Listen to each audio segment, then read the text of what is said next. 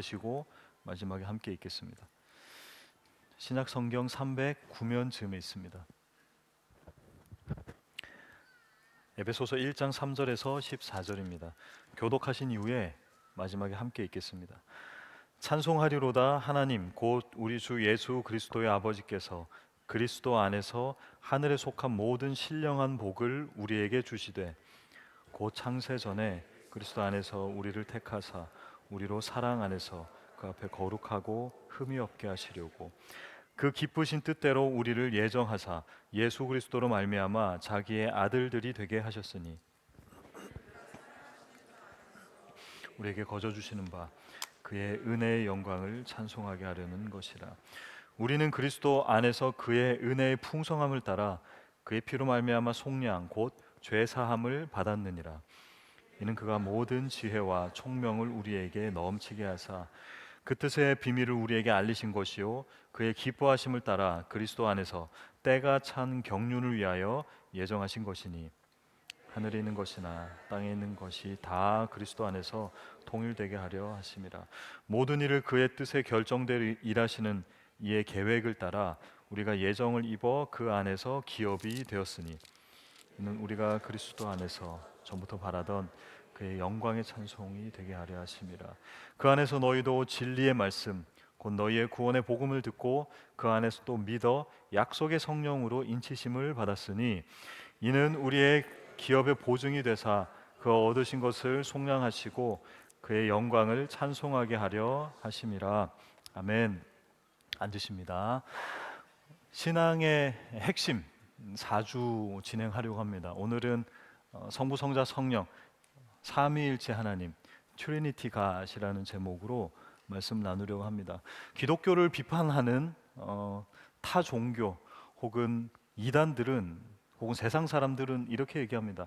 아무리 성경을 찾아봐도 트리니티 삼위일체라는 말은 단 한 번도 나오지 않는다. 그런데 왜 당신들은 그 삼위일체 하나님을 믿는가라고요.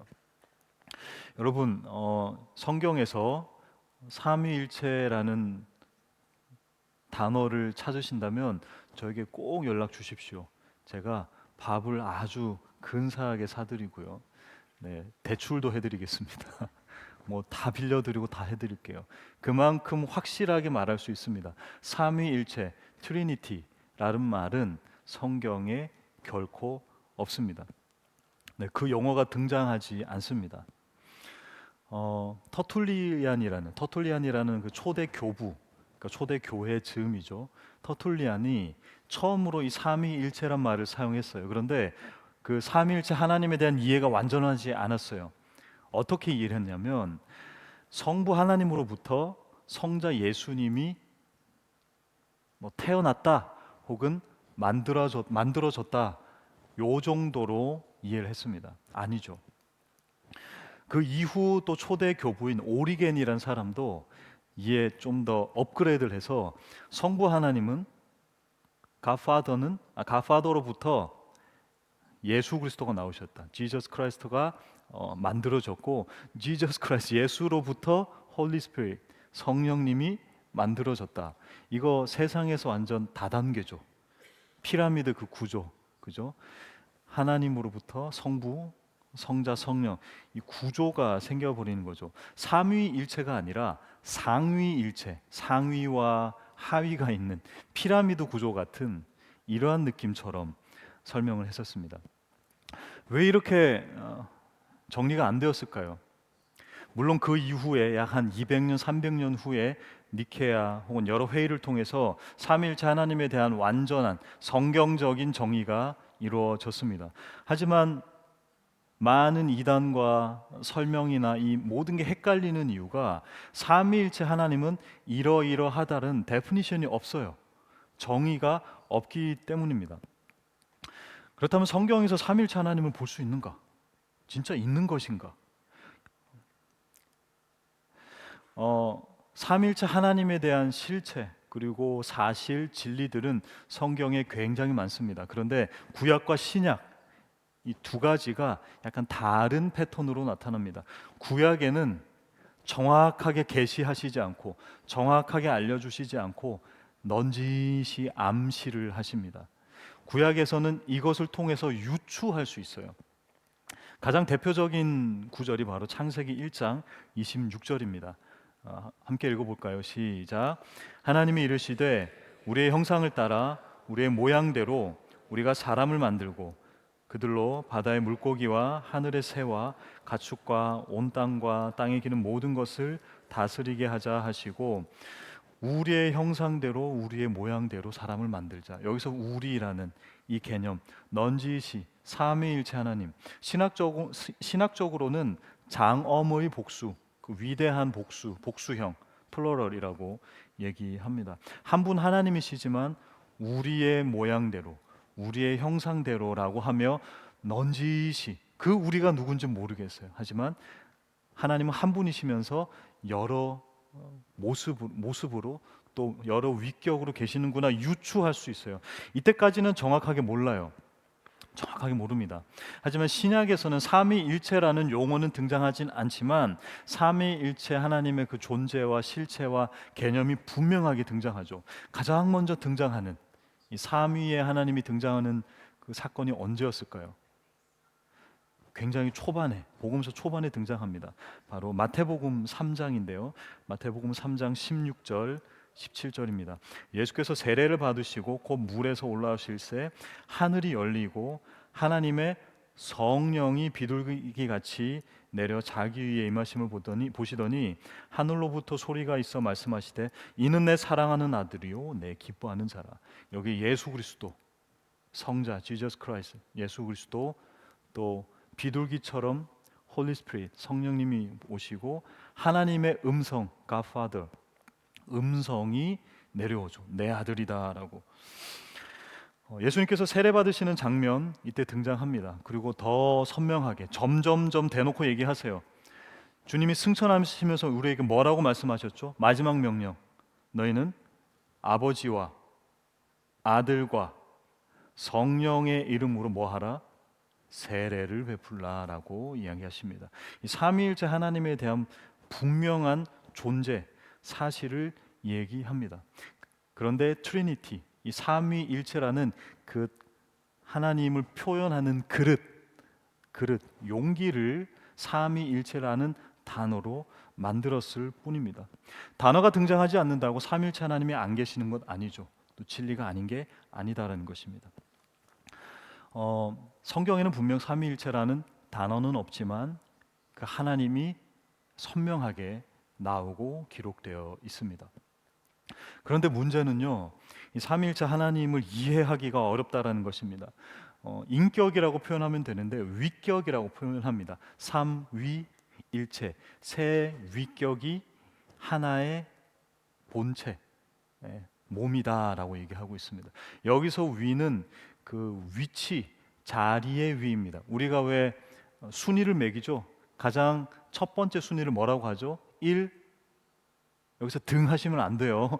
1위라고 하죠. 1위, 2위, 3위 할 때 그 위입니다.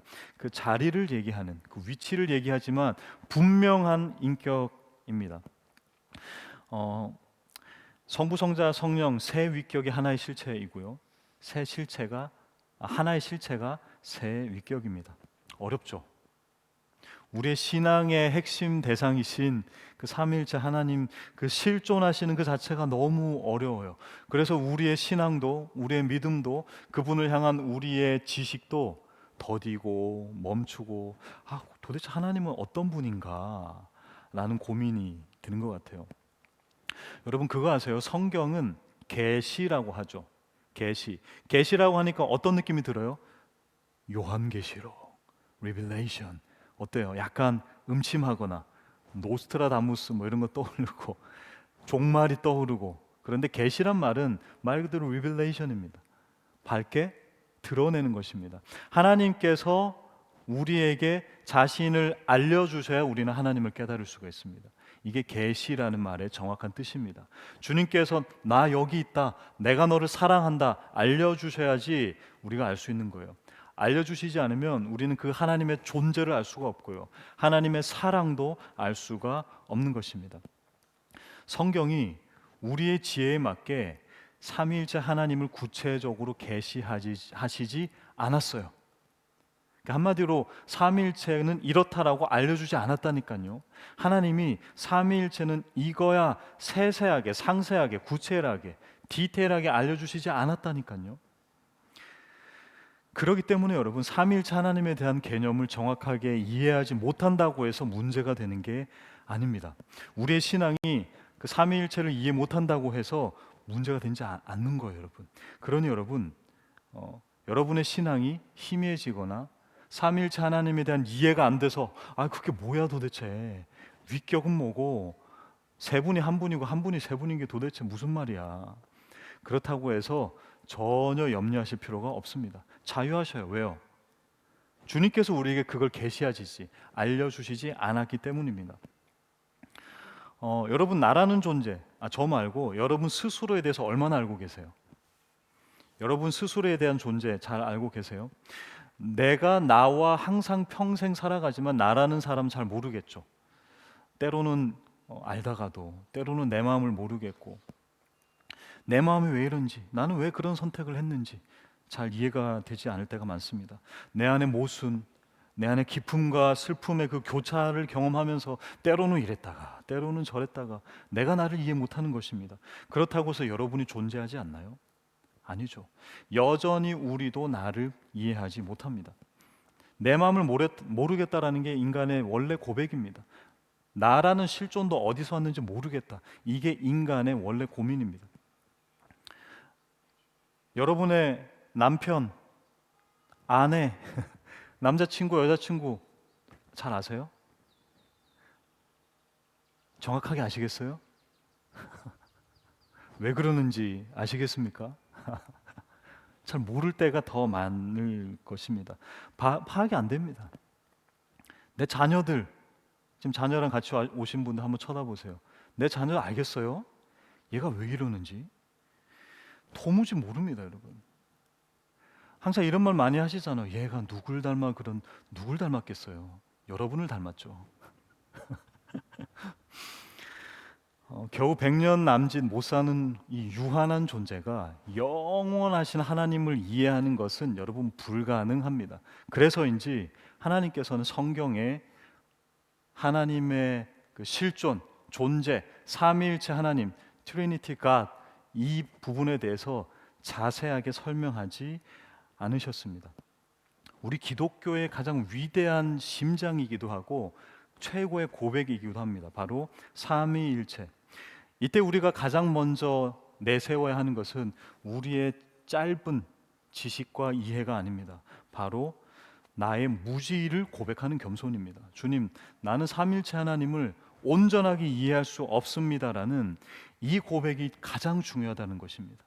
먼저 우리가 삼위일체 하나님을 대하고 접하고 그 하나님을 이해하려 할 때 이해를 못한다라는 결론을 내고 시작을 해야 됩니다. 그래서 조직신학자 루이스 벌코프라는 분은 이렇게 얘기했습니다. 우리 한번 한 목소리로 읽어볼까요? 삼위일체론의 계시는, 시작. 삼위일체론의 계시는 말씀을 기반으로 한 계시가 아니라 사실에서 주어진 계시다. 삼위일체 하나님에 대해서 알고 싶나요? 사실 말씀, 이 성경에서 이루어진 계시가 아닙니다. 그분이 실존하시고 그분이 진짜 살아계시고 역사하시고 나와 함께 하시는 그 계시로 우리는 삼위일체 하나님과 그분의 존재를 깨달아야 한다라는 것입니다. 그게 무슨 사실이냐? 바로 성자 예수 그리스도의 성육신하신 역사적 사실, 죽으시고 다시 부활하셔서 하늘로 올라가신 그 사실입니다. 그리고 성령 하나님이 오순절에 임하셔서 이 교회와 함께 하신다라는 그 사실이다라는 것입니다. 그러게 여러분, 하나님의 그 우리를 구원하심에 대한 그 이야기와 그 사역들과 그 사랑들을 하나하나 알아갈수록 우리는 삼위일체 하나님에 대한 고백이 점점 짙어지고 선명해진다라는 것입니다. 그 사실을 기억하시기를 축원드립니다. 사람은 정확한 답을 듣고 싶어 하죠. 그래서 삼위일체 하나님이 뭡니까? 알겠습니다. 우리가 이해하기 힘들다는 건 알겠는데 그래도 무엇인지 정확한 정의는 내려주셔야죠. 삼위일체 하나님이 무엇입니까? 라고 묻죠. 근데 그에 대한 답이 없다 보니, 명쾌하지 않다 보니 사실상 삼위일체 하나님에 대한 여러 가지 오해가 생기는 것입니다. 그리고 내가 생각하는 대로 하나님을 이해하기 시작하는 거죠. 그래서 삼위일체 하나님에 대한 대표적인 세 가지 잘못된 이론이 있습니다. 치명적인 이단들인데요. 첫 번째로 바로 양태론이라는 것입니다. 양태론. 이게 뭐야, 또 더 어렵네. 차라리 삼위일체하고 끝내지, 그죠? 양태론, 이게 뭐냐면 그냥 쉽게 말해서 이겁니다.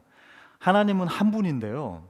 왜 우리가 교사할 때, 저도 어렸을 때 이런 양태론자 교사분들 참 많이 모셨거든요. 저희 선생님으로요. 그러니까 하나님은 한 분인데 때로는 구약에서는 성부 하나님, 갓파더로 나오고 아버지 하나님으로 나오고, 신약에서는 다시 가면을 바꿔 써서 예수 그리스도, 지저스 크라이스트로 나오고, 또 초대교회 때는 성령님의 가면을 쓰고 홀리 스피릿으로 나온다라는 것입니다. 마치 이렇게 설명하죠. 추울 때는 물이 얼음이고, 그것이 녹으면 물이고, 그것이 끓여지면 수증기야. 이게 바로 잘못된 것입니다. 혹시 여기 교사분들 이렇게 삼위일체 하나님을 가르쳤다면 여러분이 이단이십니다. 물론 어려워요. 하지만 아닙니다. 이거는 결코 아닙니다. 그렇게 됐을 경우에는 하나님께서 혼자 1인 2역하면서 십자가에서 엘렐리 라마 사박다니, 하나님 왜 나를 버리셨어요? 1인 2역 연기를 하게 된 것입니다. 굉장히 우리를 조롱하고 우롱하시게 된 것이죠. 아닙니다. 두 번째입니다. 그냥 명확하게 삼신론입니다. 삼신론. 그냥 성부, 성자, 성령 각각 따로다. 한 하나님이 아니다. 이렇게 될 때는 어떠한 문제가 생길까요? 그렇게 될 때는 유일신 하나님, 그 하나님이 한 분이 아니라 우리는 세 명의 신을 섬기게 되는 것입니다. 힌두교라든가 다른 여타 종교가 돼버리는 거죠. 자, 셋째, 종속론입니다. 아까 터툴리안이나 오리겐이 처음에 이해하지 못했을 때 했던 그런 얘기들입니다. 하나님으로부터 예수님이 생겨났고 예수님으로부터 성령님이 생겨났다. 이것 다 아닙니다. 그런 말이 있습니다. 삼위일체 하나님을 설명하고 이야기하고 논하고 이야기할수록 우리는 점점 이단이 된다. 삼위일체 하나님이 무엇인가 계속 설명하고 설명을 덧붙이고 비유를 들면서 여러분은 이단이 될 것입니다. 그래서 만약에 교사분들이나 혹은 누군가가 묻는다면 여러분 그닥 많은 설명을 덧붙이지 않으셔도 될 거예요. 왜냐하면 설명할수록 이단이 되거든요. 왜 그런 거 있잖아요. 변명을 하면 할수록 그냥 죄송합니다 하고 자신의 잘못을 인정하면 좋은데, 변명을 붙이고 붙일수록 말이 길어질수록 자꾸 나의 논리가 꼬이고 변명에 그친다는 거죠. 삼위일체 하나님에 대한 설명도 그래요. 우리가 설명하면 할수록 더 미궁으로 빠지는 것이 삼위일체 하나님이십니다. 그래서 제가 아닌 신학자들의 표현을 빌려서 여러분께 삼위일체 하나님에 대해서 딱 데피니션, 정의를 해드릴게요. 정신 바짝 차리셔야 됩니다. 엄청난 표현들이 막 등장하거든요. 제가 읽어드릴게요. 신적인 존재 안에는 벌써 좀 별로죠. 그래도 한번 좀 곰곰이 이해하려고 노력해 보시죠. 신적인 존재 안에는 유일의 구분할 수 없는 본체, 에센스가 있다. 하나님은 그의 본체적 존재나 본질적 본성에 있어서 하나이시다. 그 신적 존재 안에는 세 위격 혹은 개별적인 실체들, substances, 즉 성부와 성자와 성령이 존재한다.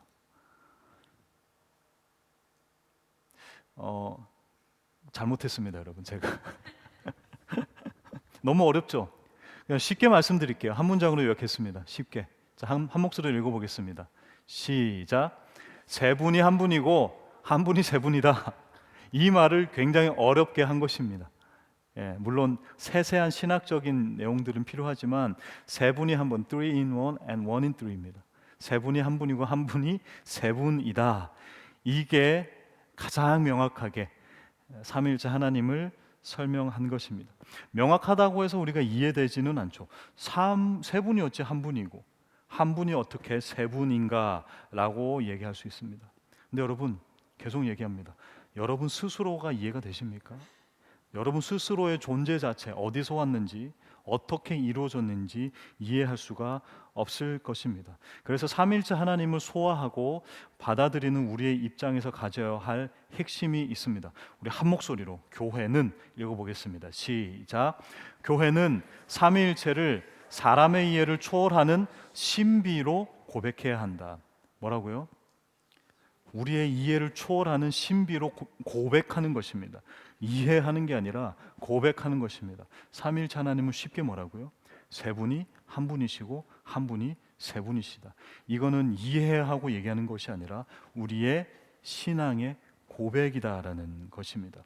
삼위일체 하나님은 이해의 대상이 아닌 고백의 대상임을 기억하는 저 여러분 다 되시기를 축원드립니다.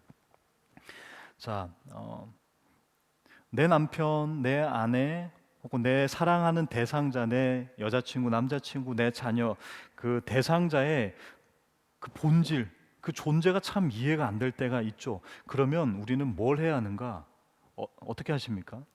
내가 아무리 봐도 내 상대방, 배우자, 내 사랑하는 사람을 이해를 못 하겠어요. 그럼 우리는 무엇으로 이해해야 되는 겁니까? 우리가 어떤 것을 근거로 이해를 해야 되죠? 우리가 해야 되는 일은 무엇입니까? 그 사람을 도저히 이해할 수가 없어요. 그때 우리가 해야 되는 것은 바로 그 사람의 행동을 살피면 그 사람의 존재를 조금 이해하고 접근할 수가 있습니다. 저 사람은 왜 저런 생각을 하지? 그 사람을 더 이해하기 위해서는 그 사람의 행동에 집중해 보십시오. 그 사람의 행동을 살피는 것입니다. 마찬가지예요. 삼위일체 하나님에 대해서 우리가 아무리 생각해도 이해할 수 없습니다. 고백의 대상이에요. 세 분이 한 분이시고 한 분이 세 분이신 그분. 그러면 그분이 과연 무엇을 하셨는가? 그분이 어떤 일을 하셨는가? 그분이 어떤 사역과 행동을 하셨는가? 그분의 행위, 우리에게 하신 것을 보면 우리는 그분의 어떠함을, 그분이 어떤 분이신지를 알 수가 있다는 것입니다.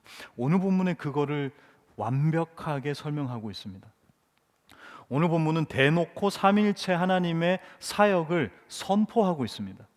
삼위일체 하나님에 대한 그분에 대한 설명, 그 존재에 대해서가 아니라요. 그 삼위일체 하나님이 우리를 향해서 무엇을 하셨는가, 어떤 일을 하셨고 어떠한 사랑을 베푸셨는가, 이거를 선포하고 있다라는 것입니다.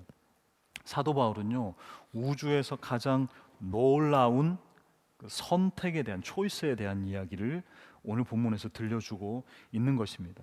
에베소서 1장, 오늘 본문을 읽으셨던 그 본문에 보면 성부, 성자, 성령 삼위일체 하나님께서 아주 오래전에, 아니 우리가 지어지기 벌써 그 이전부터 회의를 하셨습니다.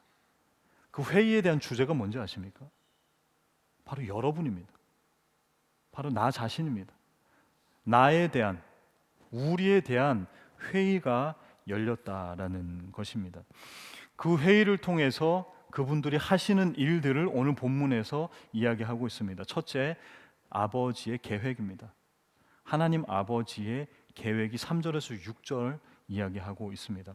창세 전에 우리를 adoption, 입양하시기로 결정을 하셨습니다. 여러분, 입양이라는 거는 그냥 갑자기 선택하는 게 아니에요. 우연히 일어나지도 않습니다. 실제로 저와 아내도 입양에 대한 좀 관심을 조금 있었는데 저도 궁금해서 좀 여러 이런 조금 알아는 봤는데 그 입양을 하기 위해서 최소 6개월에서 1년의 계속되는 상담과 면담들을 이루어야 합니다. 그냥 하고 싶다고 해서 가서 뭐 몇 달 만에 아닙니다. 입양은 굉장히 오래 걸립니다. 부모의 간절한 원함, 또 철저한 계획 안에 입양이 이루어지는데요. 완벽한 그 사랑의 공동체이신 삼위일체 하나님, 성부, 성자, 성령. 그 하나님이 벅찬 사랑, 정말 그 사랑이 넘쳐나셔서 미리 우리를 점찍어 두셨다는 것입니다. 미리 우리를 입양하도록 미리 계획하셨다라는 겁니다. 우연히 태어난 존재가 아닙니다. 우리는 영원 전부터 계획되어서 나온 존재입니다. 그것을 God Father, 하나님께서 계획하셨습니다. 디자인하셨다라는 것입니다. 하지만 그 디자인과 입양에는 대가가 필요하대요. 비용과 대가가 필요합니다. 그래서 두 번째, 그 아들의 지불입니다. 예수 그리스도가 랜섬이 되셨다는 겁니다.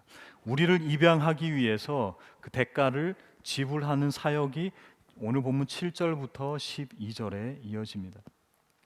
우리의 죄와 깨어짐, 그것 때문에 그 입양과 사랑의 관계가 깨어진 것입니다. 그래서 성자 예수님이 나서십니다. 아버지, 제가 대신 그 대가를 치르겠습니다. 예수 그리스도께서 자신의 피를 영수증으로 제시하시고 우리를 하나님의 자녀로 입양을 시켜 주신 것입니다. 그리고 우리를 자유하다라고 하셨습니다. 그러니 우리는요, 우리의 존재와 우리의 가치는 나의 연봉, 나의 외모, 키, 몸무게, 내가 하는 일, 나의 어떠함이 아닙니다. 예수님의 피값이 우리의 가치임을 믿으셨으면 좋겠어요. 그 성자 예수 그리스도께서 우리를 대신하여 랜섬, 대가를 치르셨습니다. 이게 끝난 것 같은데요, 구원은 여기서 끝이 아닙니다, 여러분. 하나님은 또 우리가 불안해할까봐, 우리가 또 버림받고 유기당할까봐, 불안해할까봐 주님께서는 성령 하나님을 보내십니다. 그리고 법적으로 도장을 꽝꽝꽝 찍어주십니다. 바로 성령의 도장입니다. 성령님께서 공식적으로 오피셜하게 도장을 찍어주시는 것입니다. 너는 영원히 내 것이다. 입양했고 절대 버리지 않아. 내 아들 예수 피값으로 샀고 너는 결코 다시 버려지지 않아. 버림받지 않아. 내가 도장 찍고 공증할게 꽝꽝꽝. 이게 바로 성령 하나님의 도장이다라는 것입니다. 우리는 이 사실 너무나 잘 알고 있죠. 계획하시고 예정 작정하시고 우리를 구원하시고 그리고 성령님의 도장 찍으심, 인치심, 실링을 너무 잘 알고 있습니다. 너무 많이 들어왔습니다. 그런데 사도 바울이 이 부분에 대해서 다시 묵상을 했어요. 묵상을 하고 기록한 게 오늘 본문이거든요. 그래서 오늘 본문은 여러분, 신약에서 이 그리스어로 쓰여진 이 신약 성경에서 가장 위대한 문장입니다. 근데 어떤 위대함이냐면요, 우리가 쭉 읽어보면 잘 정리된 문장 같죠. 그런데 물론 정리된 그런 구조는 있습니다. 그런데 이 마침표가 없어요. 무슨 말이냐면 사도 바울이 그 하나님의 계획하심, 성자 예수 그리스도의 대가를 치르심, 구원하심, 구속, 성령 하나님의 꽝꽝꽝 도장을 찍으시는 이 사역이 너무 놀라운 거예요. 삼위일체 하나님의 그 사역이 너무 대단한 거예요. 아무리 생각해도 너무 놀라운 거예요. 그래서 사도 바울이 그 놀라운 마음과 정말 흥분된 마음으로 오늘 본문을 기록한 거예요. 그러면서 오늘 본문 3절부터 14절은 여러분 한 문장입니다. 사도 바울이 이렇게 얘기하는 겁니다. 찬송하리로다라고 오늘 본문 3절 시작하고 있죠. 숨 쉬는 것조차 잊어버린 거예요. 주님 찬양합니다라고 Blessed be the God 이렇게 하는 거예요. 그렇게 하면서 왜 찬양하는지 그 찬양의 내용에 그 이유를 마구 토로하는 장면이 바로 오늘 본문입니다. 그 하나님의 계획하심과 우리를 위해 죽으신 성자 예수 그리스도, 그리고 이것을 완벽하게 공증하시는 성령 하나님의 그 사역이 아무리 생각해도 너무 놀라운 거예요. 그래서 마치 삼위일체 하나님이 결코 나뉘어지고 찢겨지지 않으시고 다투지 않으시고 완전한 공동체를 이루신 것처럼, 그분들이 한 본체이신 것처럼 이 한 문장 자르기가 싫었던 것 같아요. 쉼표 찍기가 싫었던 것 같고요, 숨쉬기도 싫었던 것 같습니다. 그래서 이 문장을 단숨에 얘기합니다. 찬송합니다. 주님, 놀라우신 주님을 찬양합니다. 주님, 당신은 내 찬양 받으시기에 합당하신 삼위 하나님이십니다. 그 삼위 하나님, 나는 이해할 수 없습니다. 하지만 그 하나님의 하신 일들을 내가 찬양합니다. 성부 하나님의 계획하심, 성자 예수 그리스도의 죽으심, 성령 하나님의 우리와 함께 하시고 도장 찍으심으로 나와 내 속에 지금 우리와 함께 동행하시고 임재하심, 마침표가 없는 그 그 위대한 문장입니다.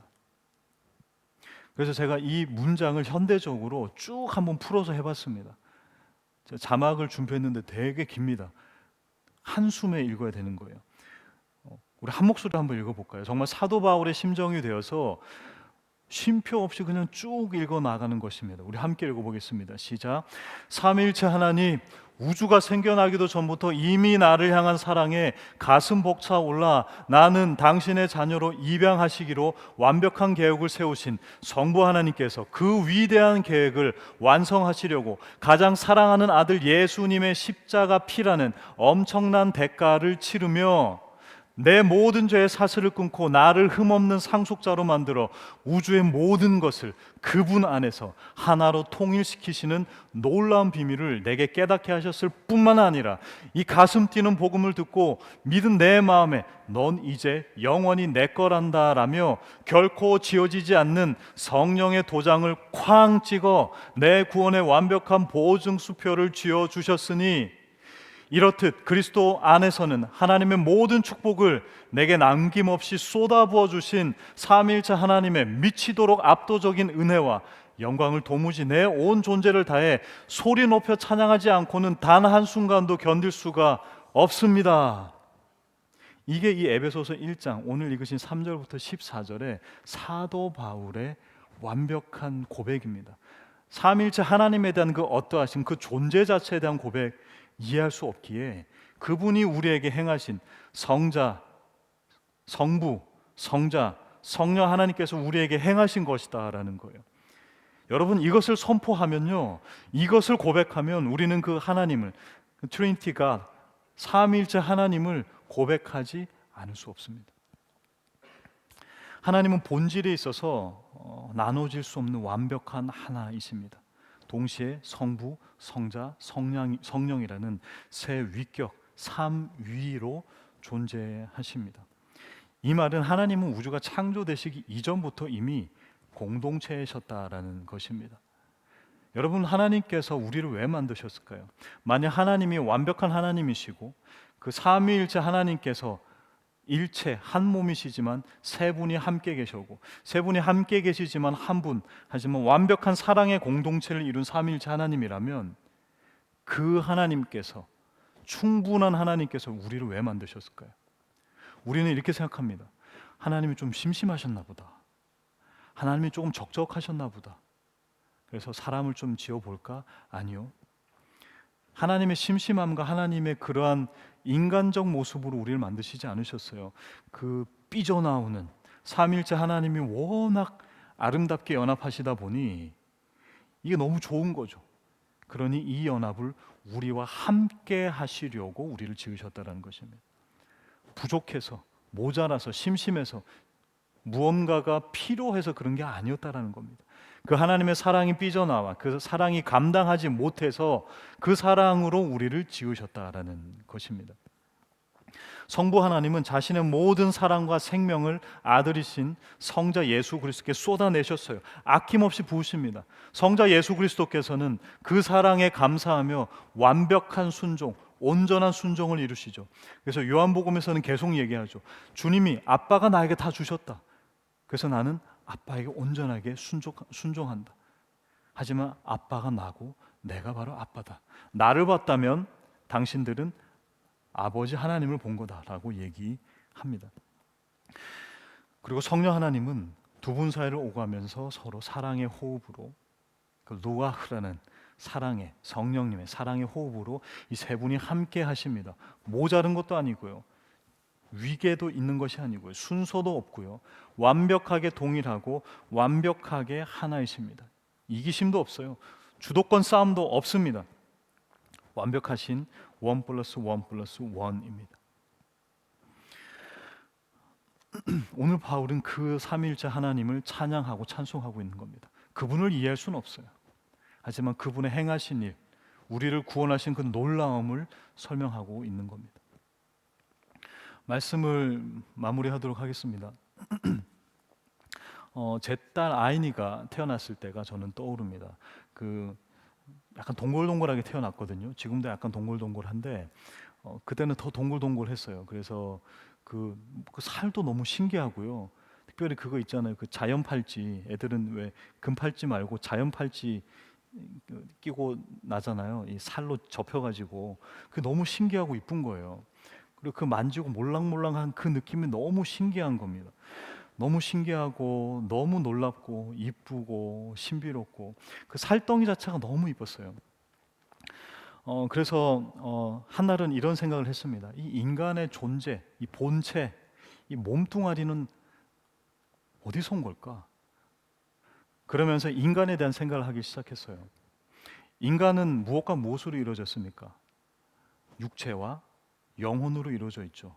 그래서 이 육체와 영혼의 만나면 생명이고요. 육체와 영혼이 분리되는 것은 뭐라고 이야기하죠? 죽음이라고 얘기합니다. 그러면 육체와 영혼이 인간으로 이루어졌다면 요 너무 말랑말랑하고 귀엽고 이쁜 이 살, 이 육체 어디서 온 걸까? 너무 궁금하고 신기한 거예요. 그래, 육체니까 엄마의 뱃속에서 또 아빠의 몸속에서 엄마의 난자와 아빠의 정자가 만나서 육체를 이뤘겠구나. 그래, 뭐 그렇겠지. 자, 그러면 영혼은 어디서 왔지? 영혼은 어디서 온 건가요, 여러분? 사람이 완성되려면 영혼이 불어넣어져야 되잖아요. 근데 영혼은 어디서 왔나요? 영혼은 아빠로부터 왔나요? 엄마로부터 왔을까요? 영혼이 육체와 결합되는 그 시기가 언제일까? 정자와 난자가 만났을 때 그 수정될 때 그때일까? 아니면은 어느 정도 세포로 있다가 주님이 어떠한 타이밍에 그 영혼이 생겨나는 걸까? 영혼은 육체로부터 나오지 않을 텐데 말이 안 되잖아요. 설명이 안 되는 겁니다. 그래서 저는 그때 이 에베소서 1장의 말씀을 떠올리게 되었습니다. 육체는 어찌어찌해서 인간으로부터 물려받을 수 있지만 영혼은 우리가 창조할 수 없으니 이 영혼은 창세전에 주님께서 미리 계획하셨구나. 예비하셔서 그 육체에 영혼을 불어넣어 줄 수밖에 없겠구나. 이 영혼에 대한 설명이 해결이 안 되는 겁니다. 아직 저도 모르겠어요. 이 영혼이 언제, 어느 타이밍에, 언제 결합이 됐는지 전혀 모르겠어요. 이해할 수가 없었어요.